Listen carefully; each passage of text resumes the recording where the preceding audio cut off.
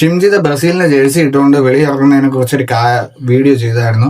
അതിൽ അവള് പറയുന്ന കുറച്ച് ഡയലോഗിനടുത്ത് ഞാൻ റോസ്റ്റ് ചെയ്തായിരുന്നു. അപ്പൊ ഞാൻ അത് റോസ്റ്റ് ചെയ്ത സമയത്ത് അതിനകത്ത് താഴെ ഒന്നൊരു കമന്റ് ആണ് മിസ്റ്റർ അപ്പു രാമൻ ഇട്ടേക്കുന്നു.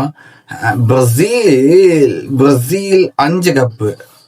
എടാ വേട്ടാവളിയടാ, ബ്രസീൽ പോത്താടാ, നീ ഇതുവരെ അറിഞ്ഞില്ലേ? നമ്മുടെ നാട്ടിൽ ഫിഫ തുടങ്ങിയപ്പോൾ തൊട്ട് കണ്ടുവരുന്ന ഒരു പ്രത്യേകതരം മനോരോഗികളാണിത്.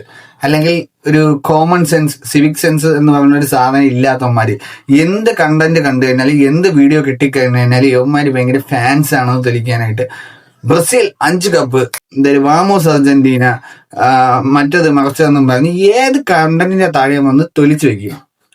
അപ്പു രാമൻ ബ്രസീലിന് 5 കപ്പ് ഉണ്ടല്ലേ, എന്നാ 5 നിന്റെ അണ്ണാക്കി തിരിക്കുന്നേര്. എന്റെ കമന്റ് ബോക്സിൽ വന്നിട്ട് എന്തിരിക്കേ ഫാനിസം.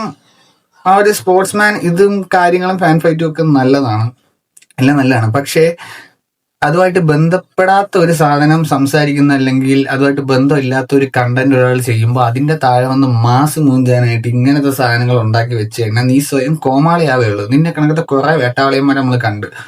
ഏത് കണ്ടന്റിന്റെ താഴെ പോയി കഴിഞ്ഞാൽ അർജന്റീന ഇപ്പോഴാണ് കപ്പ് അടിക്കും, പോർച്ചുഗല് തൊലിക്കും, ബ്രസീല് 5 കപ്പ് തലേ ചുമന്നുകൊണ്ട് നടക്കുന്നു. ഇങ്ങനത്തെ കുറെ തൊലിന്റെ കമന്റുകൾ. At least use some common sense.